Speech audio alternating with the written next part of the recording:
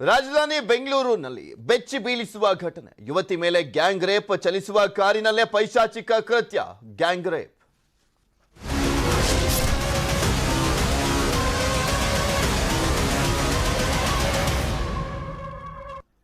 ರಾಜಧಾನಿ ಬೆಂಗಳೂರಿನಲ್ಲಿ ಬೆಚ್ಚಿ ಬೀಳಿಸುವಂತ ಕೃತ್ಯ ನಡೆದಿದೆ. ಕೋರಮಂಗಲದಲ್ಲಿ ಕಾರಿನಲ್ಲಿ ಯುವತಿಯ ಗ್ಯಾಂಗ್ ರೇಪ್ ಅನ್ನ ಮಾಡಲಾಗಿದೆ. ಚಲಿಸ್ತಾ ಇದ್ದಂತ ಕಾರಿನಲ್ಲಿ 4ರಿಂದ ರಾತ್ರಿ ಇಡೀ ಗ್ಯಾಂಗ್ ರೇಪ್ ನಡೆಸಲಾಗಿದೆ ಅನ್ನುವಂಥದ್ರ ಬಗ್ಗೆ ಮಾಹಿತಿ ಇದೆ. ಪ್ರಕರಣ ದಾಖಲಾಗಿದೆ. ಇದು ಮಾರ್ಚ್ 25ನೇ ತಾರೀಕು, 6 ದಿನ ಆದ ಬಳಿಕ ಗೊತ್ತಾಗ್ತಾ ಇದೆ. ಮಾರ್ಚ್ 25ರಂದು ನಡೆದಂತ ಘಟನೆ ತಡವಾಗಿ ಬೆಳಕಿಗೆ ಬಂದಿದೆ. ನ್ಯಾಷನಲ್ ಗೇಮ್ಸ್ ವಿಲೇಜ್ ಪಾರ್ಕ್ ನಲ್ಲಿ ಕೂತಿದ್ದಂತ ಯುವತಿ, ಆ ಯುವತಿಯನ್ನ ಎಳೆದೊಯ್ದು ಅತ್ಯಾಚಾರವೆಸಗಿದ್ದಾರೆ 4. ಸ್ನೇಹಿತನ ಜೊತೆಗಿದ್ದಂತ ಯುವತಿಯನ್ನ ಎಳೆದೊಯ್ದು 4 ಅತ್ಯಾಚಾರ ಮಾಡಿದ್ದಾರೆ. ಸತೀಶ್, ವಿಜಯ್, ಶ್ರೀಧರ್, ಕಿರಣ್ ಎಂಬುವರಿಂದ ಈ ಕೃತ್ಯವನ್ನ ಎಸಗಲಾಗಿದೆ. ಮಾರುತಿ 800 ಕಾರ್ನಲ್ಲಿ ಸಾಮೂಹಿಕ ಅತ್ಯಾಚಾರವನ್ನ ಮಾಡಲಾಗಿದೆ ಅಂತ ದೂರು ದಾಖಲಾಗಿದೆ. ಅತ್ಯಾಚಾರದ ಬಳಿಕ ಯುವತಿಯನ್ನ ಬಿಟ್ಟು ಎಸ್ಕೇಪ್ ಆಗಿದ್ದಾರೆ. ಮಾರ್ಚ್ 26ರಂದು ದೂರು ನೀಡಿರುವಂತದ್ದು ಯುವತಿ.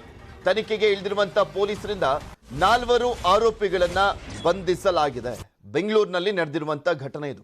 ಕೋರಮಂಗಲ ಬ್ಯುಸಿ ಏರಿಯಾಗಳಲ್ಲಿ ಅದು ಕೂಡ ಒಂದು. ಆ ಬ್ಯುಸಿ ಏರಿಯಾದಲ್ಲಿ ನಡೆದಿರುವಂತ ಒಂದು ಪೈಶಾಚಿಕ ಕೃತ್ಯ. 4 ಬಂದು ಆ ಹುಡುಗಿಯನ್ನ ಎಳೆದೊಯ್ದು ನಂತರ ಅತ್ಯಾಚಾರವನ್ನ ಎಸಗಿದ್ದಾರೆ. ಅದು ಮಾರುತಿ 800 ಕಾರ್ನಲ್ಲಿ ಈ ಒಂದು ಅತ್ಯಾಚಾರ ಎಸಗಿರುವಂತದ್ದು. ಸ್ನೇಹಿತನ ಜೊತೆ ಕುಳಿತುಕೊಂಡಿದ್ಲಂತೆ ಯುವತಿ. ಈ ಟೈಮ್ನಲ್ಲಿ ಎಳೆದೊಯ್ಯಲಾಗಿದೆ. ಗೊತ್ತಿದ್ದಂಥವರ, ಆ ಸ್ಥಳೀಯ ಯುವಕರ ಏನು ಅನ್ನುವಂಥದ್ರ ಬಗ್ಗೆ ಇನ್ನಷ್ಟೇ ಮಾಹಿತಿ ಬರಬೇಕಾಗಿದೆ.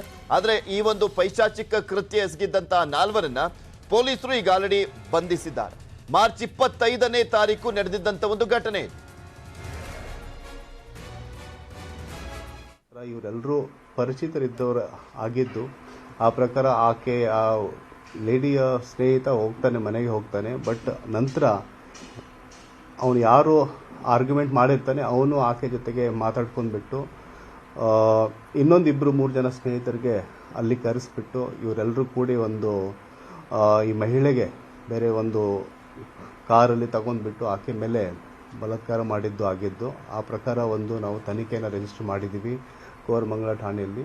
ಕೇಸ್ ರಿಜಿಸ್ಟರ್ ಮಾಡಿದ ವಿದಿನ್ 24 hours ನಾವು ಇದರಲ್ಲಿರುವಂಥ 4 ಜನ ವ್ಯಕ್ತಿಗಳು ಯಾರಿದ್ದಾರೆ ಪ್ರತಿಯೊಬ್ಬರಿಗೂ ಕೂಡ ನಾವು ತನಿಖೆಯನ್ನು ಇದು ಮಾಡಿಬಿಟ್ಟು ಅವರಿಗೆ ಸೆಕ್ಯೂರ್ ಮಾಡಿ ಕಾನೂನು ಕ್ರಮ ಅವ್ರಿಗೆ ಮೇಲೆ ಜರುಗಿಸಿದ್ದೀವಿ. ಆಮೇಲೆ ಆ ಪ್ರಕಾರ ಇದ್ರ ಬಗ್ಗೆ ಇನ್ನಷ್ಟು ಮಾಹಿತಿಯನ್ನು ನೀಡ್ತಾರೆ ನಮ್ಮ ಪ್ರತಿನಿಧಿ ಗಂಗಾಧರ್. ನಮ್ಮ ಜೊತೆ ನೇರ ಸಂಪರ್ಕದಲ್ಲಿ ಜಾಯಿನ್ ಆಗ್ತಾ ಇದ್ದಾರೆ. ಗಂಗಾಧರ್, ಕೋರಮಂಗಲ ಬ್ಯುಸಿ ಏರಿಯಾಗಳಲ್ಲಿ ಇಂಥ ಒಂದು ಏರಿಯಾದಲ್ಲಿ ಇಂಥ ಪೈಶಾಚಿಕ ಕೃತ್ಯ ನಡೆದಿದೆ. ಅದು ಗೊತ್ತಿದ್ದಂಥವ್ರೇನಾ ಆ ಯುವತಿಗೆ? ಏನು ಅಪ್ಡೇಟ್ಸ್ ಲಭ್ಯವಾಗ್ತಾ ಇದೆ ಈ ಪ್ರಕರಣಕ್ಕೆ ಸಂಬಂಧಪಟ್ಟಂತೆ?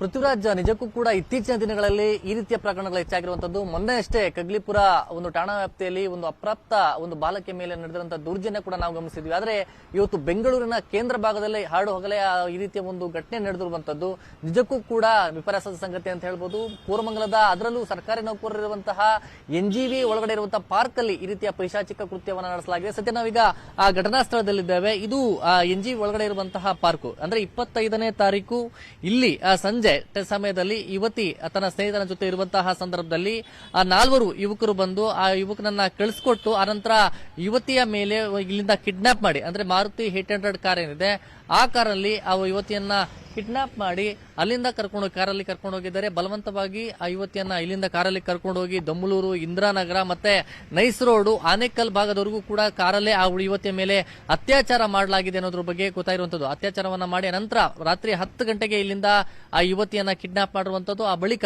ಅಲ್ಲಿಂದ ಕಿಡ್ನಾಪ್ ಮಾಡಿಕೊಂಡು ನಂತರ ಸುಮಾರು ಬೆಳಿಗ್ಗೆ ಮುಂಜಾನೆ 4 ಗಂಟೆವರೆಗೂ ಕೂಡ ಆ ಯುವತಿಯ ಮೇಲೆ ನಿರಂತರವಾಗಿ ಅತ್ಯಾಚಾರವನ್ನ ಮಾಡಿ ಆ ನಂತರ ಬೆಳಗ್ಗೆ 4 ಗಂಟೆಗೆ ಇದೇ ವಿವೇಕ್ ನಗರದಲ್ಲಿ ಬಳಿ ಬಂದು ಯುವತಿಯ ಮನೆ ಮುಂಭಾಗದ ರಸ್ತೆಯಲ್ಲಿ ಬಿಟ್ಟು ಅಲ್ಲಿಂದ ಯುವಕರು ಎಸ್ಕೇಪ್ ಆಗಿದ್ರು. ನಂತರ 26ನೇ ತಾರೀಕು ಆ ಯುವತಿ ಚಿಕಿತ್ಸೆಯನ್ನ ಪಡೆದು ನಂತರ ಕೋರಮಂಗಲ ಪೊಲೀಸ್ ಠಾಣೆಯಲ್ಲಿ ಪ್ರಕರಣವನ್ನ ದಾಖಲು ಮಾಡಿರುವಂತದ್ದು. ಆ ಬಳಿಕ ವಿಚಾರ ಗೊತ್ತಾಗ್ತಾ ಇದ್ದಂತೆ ಪೊಲೀಸರು ಅಲರ್ಟ್ ಆಗಿ ಆ ಯುವಕರನ್ನ ಬಂಧನ ಮಾಡಿರುವಂತದ್ದು. ಆದ್ರೆ ಮೇಲ್ನೋಟಕ್ಕೆ ಆ ಯುವಕರೇನಿದ್ದಾರೆ ಯುವಕರು ಪರಿಚಿತರೇ ಅಂತ ಹೇಳಲಾಗ್ತಾ ಇರುವಂತದ್ದು. ಈಗ ಸದ್ಯ ಅವರನ್ನ ಐಡೆಂಟಿಫೈ ಐಡೆಂಟಿಫೈ ಮಾಡಿ ಈಗ ಕೆಲವು 4 ವಶಕ್ಕೆ ಪಡ್ಕೊಂಡಿದ್ದಾರೆ. ಸದ್ಯ ವಶಕ್ಕೆ ಪಡ್ಕೊಂಡು ಅವರನ್ನ ವಿಚಾರಣೆ ಕೂಡ ಮಾಡ್ತಾ ಇರುವಂತದ್ದು. ಸದ್ಯ ಈ ಒಂದು ವಿಚಾರ ಇದೆ ಕಾರಲ್ಲಿ, ಮಾರುತಿ 800 ಕಾರಲ್ಲಿ ಅವರನ್ನ ಕಿಡ್ನಾಪ್ ಮಾಡ್ಕೊಂಡಿರುವಂತದ್ದು. ಆದ್ರೂ NGV ಒಳಗಡೆ ಇರುವಂತಹ ಪಾರ್ಕ್ ಅಲ್ಲಿ ಆದ್ರೆ ಇಲ್ಲೂ ಕೂಡ ಇಲ್ಲಿ ವಾಕ್ ಮಾಡ್ತಾ ಇದ್ದಾರೆ. ಕೆಲವು ವೆಹಿಕಲ್ಸ್ ಕೂಡ ಮೂವ್ಮೆಂಟ್ ಇರುತ್ತೆ.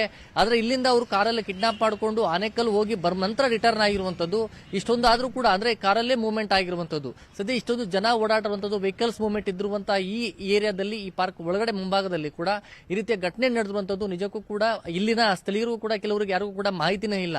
ಸದ್ಯ ಈಗ ಪೊಲೀಸರು ಈ ಬಗ್ಗೆ ತನಿಖೆಯನ್ನ ಮಾಡ್ತಾ ಇದ್ದಾರೆ. ಇದರ ಜೊತೆಯಲ್ಲಿ ಯುವತಿಯ ಜೊತೆಗೆ ಸಂತ್ರಸ್ತ ಯುವತಿ ಏನಿದ್ದಾರೆ, ಯುವತಿಯನ್ನ ಟ್ರೀಟ್ಮೆಂಟ್ ಕೂಡ ಕೊಡಿಸಲಾಗಿದ್ದು ಅವರ ಹೇಳಿಕೆಯನ್ನ ಪಡ್ಕೊಂಡಿರುವಂತದ್ದು. ಆದ್ರೆ ಈಗ ಸದ್ಯ 4 ಯುವಕರು ಏನು ಇದು ಒಂದು ಪೈಶಾಚಿಕ ಕೃತ್ಯವನ್ನ ನಡೆಸಿದ್ದಾರೆ. ವಿಲೇಜ್ ಪಾರ್ಕ್ ಹತ್ರನೂ ಕೂಡ ಸಾಕಷ್ಟು ಸಂಖ್ಯೆಯಲ್ಲಿ ಜನ ಇರ್ತಾರೆ. ಚಲಿಸುವಂತ ಸಂದರ್ಭದಲ್ಲಿ ಅತ್ಯಾಚಾರ ಅನ್ನುವಂತ ನಿಜಕ್ಕೂ ಕೂಡ ಆಶ್ಚರ್ಯ ಅನ್ಸುತ್ತೆ. ಆ ಟೈಮ್ ನಲ್ಲಿ ಯಾರು ಇರ್ಲಿಲ್ವಾ ಅಲ್ಲಿ? ಆ ಹುಡುಗಿ ಕಿರ್ಚಾಡಿರ್ಲಿಲ್ವಾ?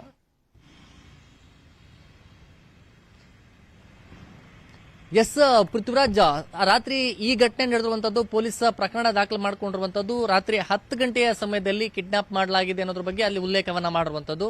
10 ಗಂಟೆಗೆ ಇಲ್ಲಿಂದ ನ್ಯಾಷನಲ್ ವಿಲೇಜ್ ಪಾರ್ಕ್ ಏನಿದೆ ಅಲ್ಲಿಂದ ಕಿಡ್ನಾಪ್ ಮಾಡಿ ಆ ಬಳಿಕ ಅಲ್ಲಿಂದ ಯುವತಿಯನ್ನ ನೇರವಾಗಿ ಎಕ್ಸಿಟ್ ಅಂದ್ರೆ ಗೇಟ್ ಮೂಲಕ ಯುವತಿಯನ್ನ ಕರ್ಕೊಂಡು ಹೋಗಿದ್ದಾರೆ. ಮತ್ತೆ ಅಲ್ಲಿಂದ ನೇರವಾಗಿ ದೊಮ್ಮಲೂರು ಮತ್ತೆ ಇಂದ್ರಾನಗರ ಮಾರ್ಗವಾಗಿ ಕರ್ಕೊಂಡು ಹೋಗಿರೋ ಬಗ್ಗೆ ಉಲ್ಲೇಖವನ್ನ ಮಾಡಿರುವಂತದ್ದು. ಆದ್ರೆ 10 ಗಂಟೆಯ ಸಮಯದಲ್ಲಿ ಬಹುಮುಖ್ಯವಾಗಿ ಈ NGV ಪಾರ್ಕ್ ಮುಂಭಾಗದಲ್ಲಿ ಓಡಾಡ್ತಾ ಇರ್ತಾರೆ. ಸಾಕಷ್ಟು ಒಂದು ಅನುಮಾನ ಏನಂದ್ರೆ ಅಲ್ಲಿ ಕಾರಲ್ಲಿ ಆ ಯುವತಿಯನ್ನ ಬಲವಂತವಾಗಿ ಬಾಯಿ ಮುಚ್ಚಿಕೊಂಡು, ಅಂದ್ರೆ ಯುವತಿ ಯಾವುದೇ ರೀತಿ ಕಿರ್ಚಾಡದ ರೀತಿಯಲ್ಲಿ ಇಬ್ಬರು ಆ ಯುವತಿಯನ್ನ ಬಲವಂತವಾಗಿ ಹಿಡ್ಕೊಂಡಿದ್ರು ಅನ್ನೋ ಬಗ್ಗೆ.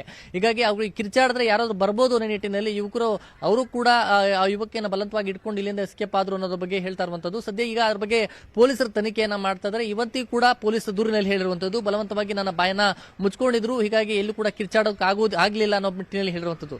ಸದ್ಯ ಈ ರೀತಿಯ ಘಟನೆ ಮತ್ತೆ ಬೆಂಗಳೂರಿನಲ್ಲಿ ಮರುಕಳಿಸಿರುವಂತದ್ದು. ಮತ್ತೆ ಈ ಬಗ್ಗೆ ಪೊಲೀಸರು ಕೂಡ ಗಂಭೀರವಾಗಿ ತೆಗೆದುಕೊಂಡಿರುವಂತದ್ದು. ಅಂದ್ರೆ ಈ ಪಾರ್ಕ್ ಸರ್ಕಾರಿ ನೌಕರರಿರುವಂತಹ ಈ ಒಂದು ಸ್ಥಳದಲ್ಲೇ ಈ ರೀತಿಯ ಘಟನೆ ನಡೆದಿರುವಂತದ್ದು. ಇನ್ನು ನಿರ್ಜನ ಪ್ರದೇಶಗಳಲ್ಲಿ ಹೆಣ್ಮಕ್ಳು ಒಬ್ಬಂಟಿಯಾಗಿ ಹೊರಡೋದು ಹೇಗೆ ಅಂತ ಹೇಳಿ ಸ್ನೇಹಿತರ ಜೊತೆಯಲ್ಲಿ ಬಂದಂತಹ ಸಂದರ್ಭದಲ್ಲಿ ಈ ಘಟನೆ ನಡೆದ ಬಗ್ಗೆ ಈಗ ಸದ್ಯ ಯುವತಿ ಕೂಡ ಶಾಕ್ ಅಲ್ಲಿ ಇರುವಂತದ್ದು. Prithviraj, okay, thank you Gangadhar ನಿಮ್ಮೆಲ್ಲ ಮಾಹಿತಿಗಾಗಿ. ಆಪರೇಷನ್ ಹಸ್ತ ಆಯ್ತು, ಈಗ ಟಿಕೆಟ್ ಟೆನ್ಷನ್. ಪಕ್ಷಾಂತರಿಗಳಿಗೆ ಮನೆ ಮೂಲಕ್ಕೆ ಬೆಂಕಿ. ಕಾಂಗ್ರೆಸ್ ಕೊತ್ತ ಮತ ಬ್ಯಾಂಕ್ ಛಿದ್ರಾನ. ಕೈ ಟಿಕೆಟ್ ಟೆನ್ಷನ್.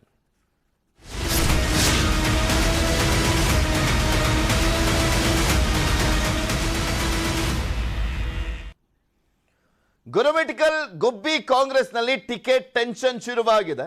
ಬಂಡಾಯ ಎದ್ದೇಳುವಂತ ಸಾಧ್ಯತೆಗಳು ಕೂಡ ಕಂಡು ಬರ್ತಾ ಇದೆ. ಕಾಂಗ್ರೆಸ್ ಪಕ್ಷ ಸೇರ್ಪಡೆ ದಿನನೇ ಗುಬ್ಬಿ ಶ್ರೀನಿವಾಸ್ಗೆ ಶಾಕ್. ಏನಪ್ಪಾ ಶಾಕು ಅಂದ್ರೆ, ಗುಬ್ಬಿ ಶ್ರೀನಿವಾಸ್ ವಿರುದ್ಧ ತಿರುಗಿ ಬಿದ್ದ ಮೂಲ ಕಾಂಗ್ರೆಸ್ಸಿಗರು, ಅಲ್ಲಿನ ಟಿಕೆಟ್ ಆಕಾಂಕ್ಷಿಗಳಿದ್ದಾರಲ್ಲ, ಶ್ರೀನಿವಾಸ್ ಅವರು ಕಾಂಗ್ರೆಸ್ ಸೇರ್ಪಡೆ ಆಗ್ತಿದ್ದ ಹಾಗೆ ಆಕ್ರೋಶವನ್ನ ವ್ಯಕ್ತಪಡಿಸಿದ್ದಾರೆ. ಕೈ ನಾಯಕರ ವಿರುದ್ಧ ಕೆಂಡ ಕಾರಿದ್ದಾರೆ ಗುಬ್ಬಿ ಟಿಕೆಟ್ ಕಾಂಗ್ರೆಸ್ನ ಆಕಾಂಕ್ಷಿ. ಈ ಹಿಂದೆ ಕಾಂಗ್ರೆಸ್ನಿಂದ ಸ್ಪರ್ಧಿಸಿ ಸೋತಿದ್ರು ಹೊನ್ನಗಿರಿಗೌಡ. ಈ ಹಿಂದೆ ಅಂದ್ರೆ 2013ರಲ್ಲಿ ಸ್ಪರ್ಧೆ ಮಾಡಿ ಹೀನಾಯವಾಗಿ ಸೋಲನ್ನ ಕಂಡಿದ್ರು ಹೊನ್ನಗಿರಿಗೌಡ. ಈಗಲೂ ಕೂಡ ಅವರು ಟಿಕೆಟ್ ಆಕಾಂಕ್ಷಿ ಆಗಿದ್ದಾರೆ. ಗುಬ್ಬಿ ಶ್ರೀನಿವಾಸ್ ಅವರು ಕಾಂಗ್ರೆಸ್ಗೆ ಸೇರ್ತಿದ್ದ ಹಾಗೆ ಅವರಿಗೆ ಟಿಕೆಟ್ ಅಂತೂ ಗ್ಯಾರಂಟಿನೇ. ಇವ್ರು ಏನೇ ಪ್ರತಿಭಟನೆ ಮಾಡಲಿ, ಆಕ್ರೋಶ ವ್ಯಕ್ತಪಡಿಸಿ. ಸೊ ಹೀಗಾಗಿ ಅವ್ರನ್ನ ಕರ್ಕೊಂಬಂದಿದ್ದಕ್ಕೆ ಮತ್ತೆ ಅವರಿಗೆ ಟಿಕೆಟ್ ಪಕ್ಕ ಆಗ್ತಿರೋದಕ್ಕೆ ಆಕ್ರೋಶವನ್ನ ವ್ಯಕ್ತಪಡಿಸಲಾಗ್ತಾ ಇದೆ. ನನಗೆ ಟಿಕೆಟ್ ನೀಡಬೇಕು ಅಂತ ಹೊನ್ನಗಿರಿಗೌಡ ಒತ್ತಾಯವನ್ನ ಮಾಡ್ತಿದ್ದಾರೆ. ಗೆಲುವಿನ ಲೆಕ್ಕಾಚಾರದಲ್ಲಿದ್ದಂತ ಗುಬ್ಬಿ ಶ್ರೀನಿವಾಸ್ಗೆ ಸಹಜವಾಗಿ ಮೂಲ ಕಾಂಗ್ರೆಸ್ಸಿಗರ ಅಸಮಾಧಾನ ಅನ್ನುವಂಥ ಟೆನ್ಷನ್ ಅನ್ನ ತಂದಿಟ್ಟಿದೆ. ಲಿಂಗಾಯತ ಅಭ್ಯರ್ಥಿಗಳ ಜೊತೆ ಈಗ ಮೂಲ ಕಾಂಗ್ರೆಸ್ಸಿಗರ ಟೆನ್ಷನ್ ಕೂಡ ಇದೆ ಅವರಿಗೆ. ನಾವು 15 ವರ್ಷ ದುಡಿದೀವಿ ಸರ್. ಈಗ ಇನ್ನೇ KPCC ಅಧ್ಯಕ್ಷರು ಒಂದು ಮಾತಾಡ್ತಿದ್ರು, ನಾವು ದುಡ್ದಿದ್ದೀವಿ, ನಾವು ಮುಖ್ಯಮಂತ್ರಿ ಆಗ್ಬೇಕು, ನಮಗೂ ಅರ್ಹತೆ ಇದೆ ಅಂತನ. ಅದೇ ರೀತಿ ನಾವು ಈ ಕ್ಷೇತ್ರದಲ್ಲಿ ದುಡ್ದಿದ್ದೀವಿ, ಪಕ್ಷ ಕಟ್ಟಿದ್ದೀವಿ, ಜಿಲ್ಲೆಯಲ್ಲಿ ಕೆಲಸ ಮಾಡಿದ್ದೀವಿ. ಏನು KPCC ಅವರು ಏನು ಕೊಟ್ಟಂಥ ಆದೇಶಗಳನ್ನ ನಾವು ಮಾಡಿದ್ದೀವಿ. ನಮ್ಮ ಸ್ವಂತ ದುಡ್ಡುಗಳನ್ನ ಖರ್ಚು ಮಾಡ್ಕೊಂಡು ಮಾಡಿದ್ದೀವಿ. ಇವತ್ತು ನಾವು ನಮ್ಮ ಹಕ್ಕನ್ನು ನಾವು ಕೇಳಲಿಕ್ಕೆ ಬಯಸ್ತೀವಿ. ನಮಗೆ ಕೊಡಬೇಕು ಅಂತ ನಾವು ನಮ್ಮ ಭಾವನೆ. ಸರ್, ಟಿಕೆಟ್ ಕೊಡಲಿಲ್ಲ ಅಂತಂದರೆ ಮುಂದಿನ ತೀರ್ಮಾನ ನಮ್ಮ ಗುಬ್ಬಿ ತಾಲೂಕಿನ ಎಲ್ಲ ಕಾಂಗ್ರೆಸ್ ಸಮಿತಿಯ, ಈಗೇನು ಅವರಿಂದ ಯಾರು ಹೋಗಿಲ್ಲ.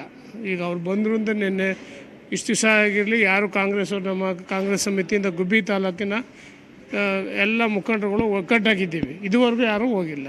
ಸೊ ಕೊಡದಿದ್ರೆ ನಾವು ಅವ್ರನ್ನೆಲ್ಲ ಚರ್ಚೆ ಮಾಡಿ ಅವ್ರನ್ನ ಸಭೆ ಕರೆದು ಗುಬ್ಬಿ ಕ್ಷೇತ್ರದಲ್ಲಿ ಮತ್ತೆ ಗುರುಮಠಕಲ್ ಕ್ಷೇತ್ರದಲ್ಲಿ ಮೂಲ ಕಾಂಗ್ರೆಸ್ಸಿಗರು ಆಕ್ರೋಶವನ್ನ ವ್ಯಕ್ತಪಡಿಸ್ತಾ ಇದಾರಲ್ವಾ, ಇದರಲ್ಲಿ ಅಲ್ಲಿ ಏನೇನೆಲ್ಲ ಡೆವಲಪ್ಮೆಂಟ್ಸ್ಗಳು ಆಗ್ತಾ ಇದೆ ಅನ್ನುವಂಥದ್ರ ಬಗ್ಗೆ ಮತ್ತಷ್ಟು ಮಾಹಿತಿಯನ್ನ ನೀಡ್ತಾರೆ ನಮ್ಮ ಪ್ರತಿನಿಧಿಗಳು. ನೇರ ಸಂಪರ್ಕದಲ್ಲಿ ಜಾಯ್ನ್ ಆಗ್ತಾ ಇದ್ದಾರೆ. ಯಾದಗಿರಿ ಜಿಲ್ಲೆಯಿಂದ ನಮ್ಮ ಪ್ರತಿನಿಧಿ ನಾಗಪ್ಪ ಮಾಲಿ ಪಾಟೀಲ್, ಹಾಗೆ ತುಮಕೂರು ಜಿಲ್ಲೆಯಿಂದ ನಮ್ಮ ಪ್ರತಿನಿಧಿ ವಿಠಲ್ ನೇರ ಸಂಪರ್ಕದಲ್ಲಿ ಇದ್ದಾರೆ. ಮೊದಲು ಗುಬ್ಬಿ ಕ್ಷೇತ್ರಕ್ಕೆ ಹೋಗೋಣ. ವಿಠಲ್, ಗುಬ್ಬಿ ಕ್ಷೇತ್ರದಲ್ಲಿ ಶ್ರೀನಿವಾಸ್ ಅವರು 1.5 ವರ್ಷದಿಂದಲೂ ಕೂಡ ಕಾಂಗ್ರೆಸ್ ಸೇರ್ಪಡೆ ಆಗ್ತಾರೆ ಅನ್ನುವಂಥದ್ದು ಎಲ್ರಿಗೂ ಗೊತ್ತಿರುವಂತ ವಿಚಾರಣೆ. ಈಗ ಆಲ್ರೆಡಿ ಸಾಕಷ್ಟು ಲಿಂಗಾಯತ ನಾಯಕರು ಆಕ್ರೋಶವನ್ನ ವ್ಯಕ್ತಪಡಿಸಿದ್ರು. ಈಗ 2013ರಲ್ಲಿ ಸ್ಪರ್ಧೆ ಮಾಡಿದಂತ ಹೊನ್ನಗಿರಿಗೌಡ ಕೂಡ ಆಕ್ರೋಶವನ್ನ ವ್ಯಕ್ತಪಡಿಸಿದ್ದಾರೆ. ಇದು ಶ್ರೀನಿವಾಸ್ ಅವರ ಗೆಲುವಿನ ಮೇಲೆ ಯಾವ ರೀತಿಯಾಗಿ ಪರಿಣಾಮ ಬೀರಬಹುದು ಅಂತ, ಬಿಕಾಸ್ ಅವ್ರನ್ನ ಕರ್ಕೊಂಬಂದಿರೋದೇ ಅಲ್ಲಿ ಟಿಕೆಟ್ ಅನ್ನ ಕೊಡ್ಲಿಕ್ಕೆ. ಪೃಥ್ವಿ, ಶ್ರೀನಿವಾಸ್ ಅವರು ಏನು ನಿನ್ನೆ ಗೆಲುವಿನ ಲೆಕ್ಕಾಚಾರದೊಂದಿಗೆ ಕಾಂಗ್ರೆಸ್ ಅಧಿಕೃತವಾಗಿ ಸೇರ್ಪಡೆ ಆದ್ರೂ ಅವರ ಗೆಲುವು ಅಷ್ಟೊಂದು ಈಸಿ ಅಲ್ಲ ಎಂಬುದು ಆ ಮೂಲ ಕಾಂಗ್ರೆಸ್ಸಿಗರು ಹೇಳ್ತಾ ಇರ್ತಕ್ಕಂಥದ್ದು. ಯಾಕಂದ್ರೆ ಅವರು ಏನು ಮೂಲ ಕಾಂಗ್ರೆಸ್ ನಲ್ಲಿ ಸುಮಾರು 35 ವರ್ಷದಿಂದ ದುಡಿದಿದ್ದಂತ ಏನು ಈಗಾಗಲೇ 2013ರ ಚುನಾವಣೆಯಲ್ಲಿ ಸ್ಪರ್ಧಿಸಿ ಸೋತಿದ್ದಂತ ಹೊನ್ನಗಿರಿ ಗೌಡ್ರು ಏನಿದ್ದಾರೆ, ಇವರು ಈಗ ಸಾಕಷ್ಟು ವಿರೋಧನ ವ್ಯಕ್ತಪಡಿಸಿರ್ತಕ್ಕಂಥದ್ದು. ಹಾಗಾಗಿ ಇವರ ಜೊತೆಯಲ್ಲಿ ಲಿಂಗಾಯತ ಪ್ರಭಾವಿ ಮುಖಂಡ GS ಪ್ರಸನ್ನಕುಮಾರ್ ಕೂಡ ಇವರಿಗೆ ಒಂದು ಸಾಥ್ ಕೊಟ್ಟಿರ್ತಕ್ಕಂಥದ್ದು.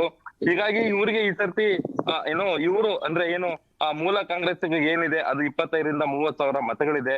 ಸೊ ಆ ಮತಗಳನ್ನ ಇವರು ಡೈವರ್ಟ್ ಮಾಡುವಂತ ಸಾಧ್ಯತೆ ಇರುತ್ತೆ. ಮತ್ತೆ ಇವರನ್ನ ಅಂದ್ರೆ ಏನು ಹೊನ್ನಗಿರಿ ಗೌಡ್ರನ್ನ SS ಶ್ರೀನಿವಾಸ್ ಈವರೆಗೂ ಕೂಡ ಸಂಪರ್ಕಿಸಿಲ್ಲ ಅಂತೇಳಿ ಸ್ವತಃ ಹೊನ್ನಗಿರಿ ಗೌಡ್ರು ಹೇಳ್ತಾ ಇದ್ದಾರೆ.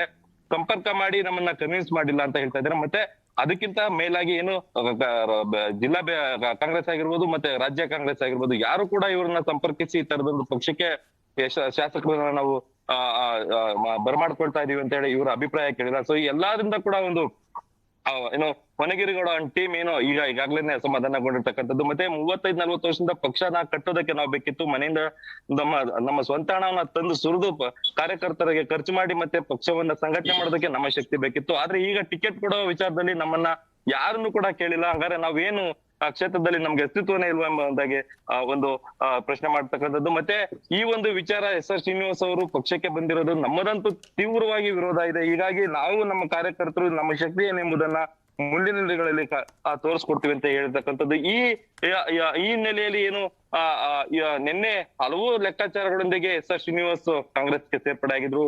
ಕಾಂಗ್ರೆಸ್ ನಲ್ಲಿ ಮೂಲ ಮತಗಳಿವೆ, ಮತ್ತೆ ನನ್ನ ವೈಯಕ್ತಿಕ ಒಂದಷ್ಟು ಮತಗಳಿವೆ, ಮತ್ತೆ JDS ಇಂದ ಕಾಂಗ್ರೆಸ್ಗೆ ಸೇರ್ಪಡೆ ಆದ ಮತಗಳಿವೆ. ಇವೆಲ್ಲ ಅದನ್ನ ಸೇರಿಸಿ ನಾ ಗೆಲ್ಲಬಹುದು ಅಂತ ಲೆಕ್ಕಾಚಾರ ಹಾಕಿದ್ರು. ಆದ್ರೆ ಇಲ್ಲೂ ಒಂದು ತೊಡಕುಂಟಾಗಿದೆ. ಯಾಕಂದ್ರೆ ಈಗಾಗಲೇ ಬಿಜೆಪಿಯಲ್ಲಿ 4 ಅರುಣ್ ಸೋಮಣ್ಣನ ಸೇರಿ 4 ಏನು ಲಿಂಗಾಯತ ಮುಖಂಡರನ್ನೇ ಟಿಕೆಟ್ಗಾಗಿ ಫೈಟ್ ಮಾಡ್ತಿರ್ತಕ್ಕಂಥದ್ದು. ಒಂದ್ ವೇಳೆ ಅವ್ರಿಗೆ ಯಾರಾದ್ರೂ ಪ್ರಬಲ ಬಿಜೆಪಿ ಆಕಾಂಕ್ಷಿಗೆ ಏನಾದ್ರು ಲಿಂಗಾಯತ ಅಭ್ಯರ್ಥಿಗೆ ಏನಾದ್ರು ಟಿಕೆಟ್ ಕೊಟ್ಟಿದ್ದೆ ಆಗಿದ್ರೆ ನಿಜಕ್ಕೂ SR ಶ್ರೀನಿವಾಸ್ ಅವರ ಗೆಲ್ಲುತ್ತಾರೆ ಎಂಬ ಪ್ರಶ್ನೆನೇ ಒಂದು ಉದ್ಭವ ಆಗುತ್ತೆ. ಪೃಥ್ವಿ, ನೋಡೋಣ, ಸೋಲು ಗೆಲುವು ಅನ್ನುವಂಥದ್ದು ಮಾಮೂಲಿ. ಈ ಬಾರಿ ಈಗ ಆಲ್ರೆಡಿ 4 ಬಾರಿ ಅವರು ಶಾಸಕರಾಗಿದ್ದಂಥವರು. ಈಗ ಮೂಲ ಕಾಂಗ್ರೆಸ್ಸಿಗರ ಅಸಮಾಧಾನ ಅವರಿಗೆ ಯಾವ ರೀತಿಯಾಗಿ ಮುಳುವಾಗುತ್ತೆ ಅನ್ನುವಂಥದ್ದನ್ನ ಕಾದ್ ನೋಡೋಣ. ಥ್ಯಾಂಕ್ ಯು ವಿಠಲ್, ನಿಮ್ಮೆಲ್ಲ ಮಾಹಿತಿಗಾಗಿ. ಮುಂದಿನ ಸುದ್ದಿಗೆ ಹೋಗೋಣ. ಅಂದ್ರೆ ಯಾದಗಿರಿ ವಿಚಾರ. ಗುರುಮಠಕಲ್ ಕ್ಷೇತ್ರದ ಗುರುಮಠಕಲ್ ಕ್ಷೇತ್ರದಲ್ಲಿ 2 ಬಾರಿ ಶಾಸಕರಾಗಿದ್ದಂಥವರು, ಟೋಟಲ್ ಆಗಿ 5 ಬಾರಿ ಶಾಸಕರಾಗಿ ಆಯ್ಕೆ ಆಗಿದ್ದಂಥ ಚಿಂಚನಸೂರ್ ಅವರು ಬಿಜೆಪಿಗೆ ಹೋಗಿದ್ರು 2019ರ ಲೋಕಸಭೆ ಎಲೆಕ್ಷನ್ ಸಂದರ್ಭದಲ್ಲಿ. ಈಗ ಅವರು ಬಿಜೆಪಿಯ MLC ಕೂಡ ಆಗಿದ್ರು. ಅದಾದ್ಮೇಲೆ ಅದಕ್ಕೆ ರಾಜೀನಾಮೆ ಕೊಟ್ಟು ಕಾಂಗ್ರೆಸ್ಗೂ ಕೂಡ ಸೇರ್ಪಡೆ ಆದ್ರು. ಅಲ್ಲಿ ಟಿಕೆಟ್ ನಿರೀಕ್ಷೆಯಲ್ಲಿದ್ದಾರೆ. ಕಾಂಗ್ರೆಸ್ ಸೇರಿರುವಂತ ಚಿಂಚನಸೂರ್ಗೆ ಈಗ ಟಿಕೆಟ್ ಟೆನ್ಷನ್. ಗುರುಮಠಕಲ್ ಕ್ಷೇತ್ರದಿಂದ ಈಗಾಗಲೇ 8 ಜನ ಆಕಾಂಕ್ಷಿಗಳು ಅರ್ಜಿಯನ್ನ ಹಾಕಿದ್ರು. 2 ಲಕ್ಷ ಕೊಟ್ಬಿಟ್ಟು ಅರ್ಜಿಯನ್ನ ಹಾಕಿದ್ರು. ಈಗ ಬಾಬುರಾವ್ ಚಿಂಚನಸೂರ್ ಸೇರ್ಪಡೆಯಿಂದ ಅವರಿಗೆ ಟಿಕೆಟ್ ಮಿಸ್ ಆಗುತ್ತೆ ಎನ್ನುವಂತ ಆತಂಕ. ಬಿಕಾಸ್ ಅವರು ಪ್ರಬಲ ಕ್ಯಾಂಡಿಡೇಟ್ ಅಲ್ಲಿ ಚಿಂಚನಸೂರ್ ಅವರು, ಅವರಿಗೆ ಟಿಕೆಟ್ ಕೊಡುವಂತ ಸಾಧ್ಯತೆ ದಟ್ಟವಾಗಿದೆ. ಆ ಒಂದು ಕನ್ಫರ್ಮೇಶನ್ ಸಿಕ್ಕಿದ ಬಳಿಕನೇ MLC ಸ್ಥಾನಕ್ಕೆ ರಾಜೀನಾಮೆ ಕೊಟ್ಟು ಗುರುಮಠಕಲ್ ಕ್ಷೇತ್ರದಿಂದ ಟಿಕೆಟ್ ಕೊಡಲಾಗುತ್ತೆ ಅನ್ನುವ ಕಾರಣಕ್ಕೋಸ್ಕರ ಕಾಂಗ್ರೆಸ್ಗೆ ಬಂದಿದ್ದಾರೆ ಬಾಬುರಾವ್ ಚಿಂಚನಸೂರ್ ಅವರು. ಸೊ ಈಗ ಅಲ್ಲಿ ಅರ್ಜಿಯನ್ನ ಸಲ್ಲಿಸಿದ್ದಂತ ಆಕಾಂಕ್ಷಿಗಳಿಗೆ ಆತಂಕ ಶುರುವಾಗಿದೆ.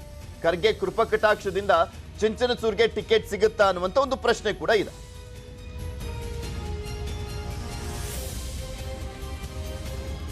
ಟಿಕೆಟ್ ಕೊಡ್ತಾರೋ ಬಿಡ್ತಾರೋ ಕಾಂಗ್ರೆಸ್ ಹೈಕಮಾಂಡ್ ತೀರ್ಮಾನ ತಗೋತಿದೆ. ಇದು ಎಲ್ಲ ವಿಷಯ ಹೈಕಮಾಂಡ್ ಗೊತ್ತಿದೆ. ಸಾಧಕ ಬಾಧಕ ಹೈಕಮಾಂಡ್ಗೆಲ್ಲ ಗೊತ್ತಿದೆ. ಅದಕ್ಕೆ ಹೈಕಮಾಂಡ್ ಏನು ತೀರ್ಮಾನ ತಗೋತಾರೆ ಅದಕ್ಕೆ ನಾ ತಿಳಿವ ಅಸ್ಮಾದನ್ ಇಲ್ಲಿಗೆ ರೀ ಆಸೆ ಎಲ್ಲರೂ MLA ನಾ ಆಗಬೇಕು ನೀ ಆಗಬೇಕು ಅಂತ ಎಲ್ಲರಿಗೆ ಆಸೆ ಇರ್ತದೆ. ಟಿಕೆಟ್ ಒಬ್ಬರಿಗೆ ಸಿಗೋದು ಅದು ಕಾಂಗ್ರೆಸ್ ಹೈಕಮಾಂಡ್ ಯಾರಿಗೆ ಕೊಡ್ತಾರೋ ಅವರು ಅಭ್ಯರ್ಥಿ ಆಗ್ತಾರೆ. ಅದು ಟಿಕೆಟ್ ಕೊಡ್ತಾರೋ ಬಿಡ್ತಾರೋ. ಇದ್ರ ಬಗ್ಗೆ ಇನ್ನಷ್ಟು ಮಾಹಿತಿಯನ್ನು ನೀಡ್ತಾರೆ ನಮ್ಮ ಪ್ರತಿನಿಧಿ ನಾಗಪ್ಪ ಮಾಲಿ ಪಾಟೀಲ್ ನಮ್ಮ ಜೊತೆ ನೇರ ಸಂಪರ್ಕದಲ್ಲೇ ಇದ್ದಾರೆ. ನಾಗಪ್ಪ ಮಾಲಿ ಪಾಟೀಲ್, MLC ಸ್ಥಾನಕ್ಕೆ ರಾಜೀನಾಮೆ ಕೊಟ್ಟು ಬರ್ತಾರೆ ಅಂದ್ರೆ ಟಿಕೆಟ್ ಕನ್ಫರ್ಮೇಶನ್ ತಗೊಂಡೇ ಬಂದಿರುವಂತದ್ದು. ಇಲ್ಲಿ ಬಾಬುರಾವ್ ಚಿಂಚನಸೂರ್ ಅವರು, ಅವರಿಗೆ ಟಿಕೆಟ್ ಸಿಗುತ್ತೆ ಅನ್ನುವಂಥ ನಂಬಿಕೆಯಲ್ಲಿ ಅವರಿದ್ದಾರೆ. ಹಾಗೆ ಸ್ಟ್ರಾಂಗ್ ಕ್ಯಾಂಡಿಡೇಟ್ ಕೂಡ, 2 ಬಾರಿ ಶಾಸಕರಾಗಿದ್ರು. ಕಳೆದ ಬಾರಿನೂ ಕೂಡ ಅವರು ಕಾಂಗ್ರೆಸ್ ಇಂದನೇ ಸ್ಪರ್ಧೆ ಮಾಡಿದ್ದಂಥದ್ದು ಆ ಕ್ಷೇತ್ರದಿಂದ. ಈಗ ಅವರಿಗೆ ಟಿಕೆಟ್ ಸಿಗುವಂತ ಸಾಧ್ಯತೆ ಇರುವಂತ ಹಿನ್ನೆಲೆಯಲ್ಲಿ ಟಿಕೆಟ್ಗೆ ಅರ್ಜಿ ಸಲ್ಲಿಸಿದಂಥವ್ರು ಯಾವ ರೀತಿಯಾಗಿ ಆಕ್ರೋಶ ವ್ಯಕ್ತಪಡಿಸ್ತಾ ಇದ್ದಾರೆ, ಅಸಮಾಧಾನಗೊಂಡಿದ್ದಾರೆ ಅಂತ? ಪ್ರತಿ ಈಗಾಗಲೇ ಗುರುಮಿಟ್ಕಲ್ ವಿಧಾನಸಭಾ ಕ್ಷೇತ್ರವು ಸುಮಾರು 13 ಬಾರಿ ವಿಧಾನಸಭೆ ಚುನಾವಣೆ ಎದುರಿಸಿದೆ. ಅದರಲ್ಲಿ 11 ಬಾರಿ ಕಾಂಗ್ರೆಸ್ ಕೂಡ ಗೆದ್ದಿದ್ದು, ಅದರಲ್ಲಿ 8 ಬಾರಿ ಮಲ್ಲಿಕಾರ್ಜುನ್ ಖರ್ಗೆ ಅವರು ಕೂಡ ಗೆದ್ದಿದ್ರು. ಅದೇ ರೀತಿಯಾಗಿ ಈಗ ಏನಂತಂದ್ರೆ ಬಿಜೆಪಿ ಪಕ್ಷವನ್ನು ತೊರೆದು ಕಾಂಗ್ರೆಸ್ ಸೇರಿದಂತ ಬಾಬುರಾವ್ ಚಿಂಚನಸೂರ್ ಅವರು 2008 ಹಾಗೂ 2013ರ ಚುನಾವಣೆಯಲ್ಲಿ ಕೂಡ 2 ಬಾರಿ ಗುರುಮಿಟ್ಕಲ್ ಕ್ಷೇತ್ರದಿಂದ ಸ್ಪರ್ಧೆ ಮಾಡಿದ್ರು. ಆದ್ರೆ ಲೋಕಸಭಾ ಚುನಾವಣೆ ಮುನ್ನ ಅವರು ಎಲ್ಲೇ ಒಂದ್ ಕಡೆ ಡಾಕ್ಟರ್ ಮಲ್ಲಿಕಾರ್ಜುನ್ ಖರ್ಗೆ ಅವರ ವಿರುದ್ಧ ಅಸಮಾಧಾನಗೊಂಡು ಕಾಂಗ್ರೆಸ್ ತೊರೆದು ಬಿಜೆಪಿ ಪಕ್ಷ ಕೂಡ ಸೇರಿದ್ರು. ಆದ್ರೆ ಈಗ 2023ರ ವಿಧಾನಸಭಾ ಚುನಾವಣೆ ಹೊತ್ತಿನಲ್ಲಿ ಮತ್ತೆ ಅವರು ಎಲ್ಲೇ ಒಂದ್ ಕಡೆ ಸಾಕಷ್ಟು ಲೆಕ್ಕಾಚಾರ ಹಾಕಿ ಈಗ ಗುರುಮಿಟ್ಕಲ್ ವಿಧಾನಸಭಾ ಕ್ಷೇತ್ರದಿಂದ ಸ್ಪರ್ಧೆ ಮಾಡಲು ಕಾಂಗ್ರೆಸ್ನಿಂದ ಟಿಕೆಟ್ ಬಯಸಿ ಅವರು ಕಾಂಗ್ರೆಸ್ ಕೂಡ ಸೇರಿದ್ರು. ಖರ್ಗೆ ಅವರ ಕೃಪಾ ಕಟಾಕ್ಷದಿಂದ ಬಾಬುರಾವ್ ಚಿಂಚನಸೂರ್ ಅವರಿಗೆ ಟಿಕೆಟ್ ಕೊಡುವ ಸಾಧ್ಯತೆ ಕೂಡ ಇದೆ. ಹೀಗಾಗಿ ಅವರು ಕೂಡ ಇಲ್ಲಿ ಒಂದ್ ಕಡೆ ಟಿಕೆಟ್ ಸಿಗುವ ಸಾಧ್ಯತೆ ಕೂಡ ಇದೆ. ಅದರ ಜೊತೆಗೆ ಈಗಾಗಲೇ ಗುರುಮಿಟ್ಕಲ್ ಕ್ಷೇತ್ರವು ಕಾಂಗ್ರೆಸ್ನ ಭದ್ರಕೋಟೆ ಆಗಿದ್ದು, ಕಾಂಗ್ರೆಸ್ನ ಭದ್ರಕೋಟೆಯಲ್ಲಿ ಸುಮಾರು 8 ಜನ ಏನಂತಂದ್ರೆ ಟಿಕೆಟ್ ಆಕಾಂಕ್ಷಿಗಳು ಕೂಡ ಕಾಂಗ್ರೆಸ್ ನಿಂದ ಟಿಕೆಟ್ ಪಡೆಯಲು ಅರ್ಜಿ ಕೂಡ ಸಲ್ಲಿಸಿದ್ದಾರೆ. ಬಾಬುರಾವ್ ಚಿಂಚನಸೂರ್ ಅವರು ಕಾಂಗ್ರೆಸ್ ಸೇರಿರುವ ಹಿನ್ನೆಲೆಯಲ್ಲಿ ಕೂಡ ಟಿಕೆಟ್ ಆಕಾಂಕ್ಷಿಗಳು ಕೂಡ ಅಸಮಾಧಾನ ಕೂಡ ವ್ಯಕ್ತಪಡಿಸಿದ್ದಾರೆ. ಈಗಾಗಲೇ ಮಾರ್ಚ್ 25ರಂದು ಸೈದಾಪುರ ಪಟ್ಟಣದಲ್ಲಿ ಹಮ್ಮಿಕೊಂಡಂತ ಕಾಂಗ್ರೆಸ್ ಸಮಾವೇಶದಲ್ಲಿ ಎಐಸಿಸಿ ಅಧ್ಯಕ್ಷರಾದಂತ ಡಾಕ್ಟರ್ ಮಲ್ಲಿಕಾರ್ಜುನ್ ಖರ್ಗೆ ಅವರು ಕೂಡ ಆ ಕಾರ್ಯಕ್ರಮದಲ್ಲಿ ಭಾಗಿಯಾಗಿದ್ರು. ಈ ವೇಳೆಯಲ್ಲಿ ಒಂದ್ ಕಡೆ ಟಿಕೆಟ್ ಆಕಾಂಕ್ಷಿ ಒಬ್ಬರು ಕೂಡ ಯೋಗೇಶ್ ಬೇಸ್ತರ್ ಅವರು ಕಾಂಗ್ರೆಸ್ ಟಿಕೆಟ್ ಆಕಾಂಕ್ಷಿ ಆಗಿದ್ರು. ಅವರು ಕೂಡ ಕಾರ್ಯಕ್ರಮಕ್ಕೆ ಆಗಮಿಸಿರಲಿಲ್ಲ, ಗೈರಾಗಿದ್ರು. ಅದರ ಜೊತೆ ಸುಮಾರು 8 ಜನ ಟಿಕೆಟ್ ಆಕಾಂಕ್ಷಿಗಳು ಈಗಲೇ ಏನಂತಂದ್ರೆ ಗುರುಮಿಟ್ಕಲ್ ವಿಧಾನಸಭಾ ಕ್ಷೇತ್ರದಲ್ಲಿ ಹೊರಗಿನವರೇ ಏನು ಸ್ಪರ್ಧೆ ಮಾಡಿದ್ರು. ಆದ್ರೆ ಈ ಬಾರಿ 2023ರ ಚುನಾವಣೆಯಲ್ಲಿ ಸ್ಥಳೀಯರಿಗೆ ಟಿಕೆಟ್ ಸಿಗಬೇಕೆಂಬ ನಿರೀಕ್ಷೆ ಕೂಡ ಇತ್ತು. ಆದ್ರೆ ಎಲ್ಲೊಂದ್ ಕಡೆ ಮತ್ತೆ ಬಾಬುರಾವ್ ಚಿಂಚನಸೂರ್ ಅವರು ಕಾಂಗ್ರೆಸ್ ಸೇರ್ಪಡೆಗೊಂಡ ಹಿನ್ನೆಲೆಯಲ್ಲಿ 8 ಜನ ಟಿಕೆಟ್ ಆಕಾಂಕ್ಷಿಗಳು ಈಗಲೇ ಅಸಮಾಧಾನ ಕೂಡ ವ್ಯಕ್ತಪಡಿಸಿದ್ದಾರೆ. ಓಕೆ, ಥ್ಯಾಂಕ್ ಯು ನಾಗಪ್ಪ ನಿಮ್ಮೆಲ್ಲ ಮಾಹಿತಿಗಾಗಿ. ಮತ್ತಷ್ಟು ಸುದ್ದಿಯನ್ನು ನಿಮ್ಮ ಮುಂದೆ ಇಡ್ತಾ ಹೋಗ್ತೀನಿ, ಆದ್ರೆ ಅದಕ್ಕೂ ಮುಂಚೆ ಒಂದು ಸ್ಮಾಲ್ ಬ್ರೇಕ್. Welcome back. ವಿದ್ಯಾರ್ಥಿ ಜೀವನದ ಪ್ರಮುಖ ಘಟ್ಟ SSLC ಪರೀಕ್ಷೆ ಇಂದು ನಡೀತಾ ಇದೆ. ಹಿಂದೆ SSLC ಪರೀಕ್ಷೆ ಇದ್ರೂ ಕೂಡ ಹಾಲ್ ಟಿಕೆಟ್ ನೀಡದೆ ನಿರ್ಲಕ್ಷ್ಯವನ್ನ ಮಾಡಲಾಗಿದೆ. 8 ವಿದ್ಯಾರ್ಥಿಗಳಿಗೆ ಹಾಲ್ ಟಿಕೆಟ್ ಸಿಕ್ಕಿಲ್ಲ. ಹಾಲ್ ಟಿಕೆಟ್ ನೀಡದೆ ನಿರ್ಲಕ್ಷ್ಯ. ವಿದ್ಯಾರ್ಥಿಗಳ ಜೊತೆ ಲಗ್ಗೆರೆಯ ಸೆಂಟ್ ಪಬ್ಲಿಕ್ ಶಾಲೆ ಚೆಲ್ಲಾಟ ಆಡ್ತಾ ಇದೆ. ಶಾಲಾ ಆಡಳಿತ ಮಂಡಳಿ ವಿರುದ್ಧ ಪೋಷಕರು ಆಕ್ರೋಶವನ್ನ ವ್ಯಕ್ತಪಡಿಸಿದ್ದಾರೆ. ಅನಧಿಕೃತವಾಗಿ 10ನೇ ತರಗತಿ ನಡೆಸ್ತಾ ಇರುವಂತ ಆರೋಪ ಆ ಶಾಲೆ ಮೇಲಿದೆ. ಸಪ್ಲಿಮೆಂಟರಿ ಎಕ್ಸಾಮ್ ಪರೀಕ್ಷೆ ಬರೆಸ್ತೇವೆ ಅಂತ ಹೇಳ್ತಾ ಇದ್ದಾರೆ ಸಿಬ್ಬಂದಿ. ಸಪ್ಲಿಮೆಂಟರಿ ಬರೆಸ್ತೀವಿ ಅಂತ ಹೇಳ್ತಾ ಇದ್ದಾರೆ. 1ರಿಂದ 8ನೇ ತರಗತಿಗೆ ಮಾತ್ರ ಶಾಲೆ ನಡೆಸಲಿಕ್ಕೆ ಅವಕಾಶ ಇದೆ. ಇದ್ರ ಬಗ್ಗೆ ಮತ್ತಷ್ಟು ಮಾಹಿತಿಯನ್ನು ನೀಡ್ತಾರೆ ನಮ್ಮ ಪ್ರತಿನಿಧಿ ಶರಣು ಹಂಪಿ, ನಮ್ಮ ಜೊತೆ ನೇರ ಸಂಪರ್ಕದಲ್ಲಿ ಜಾಯಿನ್ ಆಗ್ತಾ ಇದ್ದಾರೆ. ಶರಣು ಹಂಪಿ, ಬರೀ 8 ಜನ ವಿದ್ಯಾರ್ಥಿಗಳಿಗೆ ಮಾತ್ರ ಈ ರೀತಿಯಾಗಿ ಆಗಿರೋದು ಅಥವಾ ಆ ಶಾಲೆಯಲ್ಲಿ ಇದ್ದಂತ ಎಲ್ಲ ವಿದ್ಯಾರ್ಥಿಗಳಿಗೆ ಹಿಂಗಾಗಿದೆಯಾ? ಬಿಕಾಸ್ ಸಪ್ಲಿಮೆಂಟರಿ ಬರೆಸ್ತಾರೆ ಅಂದ್ರೆ ಎಷ್ಟು ಮಟ್ಟಿಗೆ ನಿರ್ಲಕ್ಷ್ಯ ಇದು ಅಂತ ಗೊತ್ತಾಗ್ತಾ ಇದೆ. ಆ ಪೋಷಕರಿಗೆ ಇವಾಗ್ಲೇ ಗೊತ್ತಾಗಿದ್ದ ಅಲ್ಲಿ ಮಾನ್ಯತೆ ಇರಲಿಲ್ಲ ಅಂತ?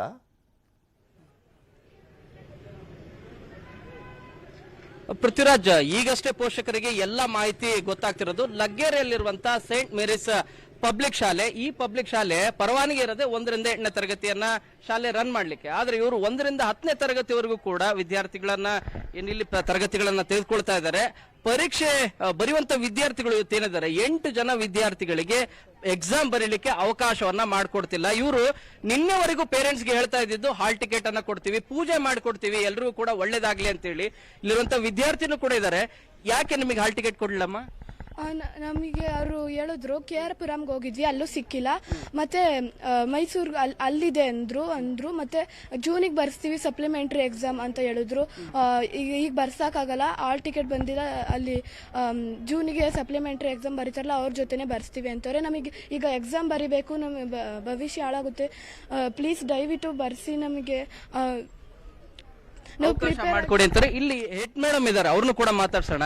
ಯಾಕೆ ಮೇಡಮ್ 8 ಜನ ವಿದ್ಯಾರ್ಥಿಗಳ ಜೊತೆಗೆ ಜೀವನ ಜೊತೆ ಚೆಲ್ಲಾಟ ಆಡ್ತಾ ಇದ್ರಿ ನೀವು?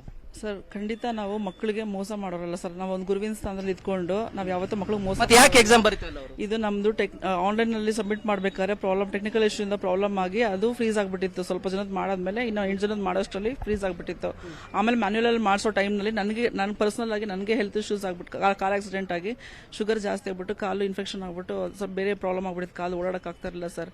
ಹಾಗಾಗಿ ನಾನು ಮತ್ತೊಬ್ಬರಿಗೆ ಗೊತ್ತಿರೋರಿಗೆ ಹೇಳ್ಬಿಟ್ಟು ಅವ್ರಿಗೆ ಮಾಡಿಸಿ. ಉಳಿದ ವಿದ್ಯಾರ್ಥಿಗಳಿಗೆ ಉಳಿದ ವಿದ್ಯಾರ್ಥಿಗಳಿಗೆ ನೀವು ಎಕ್ಸಾಮ್ ಬರ್ಲಿಕ್ಕೆ ಅವಕಾಶವನ್ನ ಮಾಡಿಕೊಡ್ತೀರಿ. ಈ 8 ಜನ ವಿದ್ಯಾರ್ಥಿಗಳಿಗೆ ಅವಕಾಶನ ಮಾಡಿಕೊಡದೆ ಹಾಲ್ ಟಿಕೆಟ್ ಅನ್ನು ಕೂಡ ತೆಗೆಸದೆ ಈ ರೀತಿಯಾಗಿ ನಿರ್ಲಕ್ಷ್ಯ ಮಾಡ್ತಿರೋದು ಯಾಕೆ ಅನ್ನೋದು ಈಗ ಪೋಷಕರು ಮತ್ತು ಇಂಥವ್ರ ಮೇಲೆ ಕ್ರಿಮಿನಲ್ ಕೇಸ್ ಹಾಕ್ಬೇಕು, ಅವಾಗ ಸರಿ ಆಗುತ್ತೆ. 8 ಜನ ವಿದ್ಯಾರ್ಥಿಗಳ ಭವಿಷ್ಯ ಹಾಳಾಗ್ತಾ ಇದೆ ಇವ್ರು ಈ ರೀತಿಯಾಗಿ ಚಲ್ಲಾಟ ಆಡ್ಕೊಂಡು. ಆ ಎಡ್ಮಿಸ್ ಕೊಡ್ತಾ ಇರುವಂತ ಸಬೂಬನ್ನ ನೋಡಿ ನಿಜಕ್ಕೂ ಆಶ್ಚರ್ಯ ಅನ್ಸುತ್ತೆ. ಗುರುಸ್ಥಾನದಲ್ಲಿ ಇದ್ದಾರೆ ಹೌದು, ಆದ್ರೆ ಆ ವಿದ್ಯಾರ್ಥಿಗಳು ಏನ್ ಮಾಡ್ಬೇಕು ನೀವು ಆಟ ಆಡಿದ್ದಕ್ಕೆ? ನೋಡೋಣ ಯಾವ ರೀತಿಯಾಗಿ ಕ್ರಮ ಕೈಗೊಳ್ತಾರೆ ಅಂತ. ಧನ್ಯವಾದ.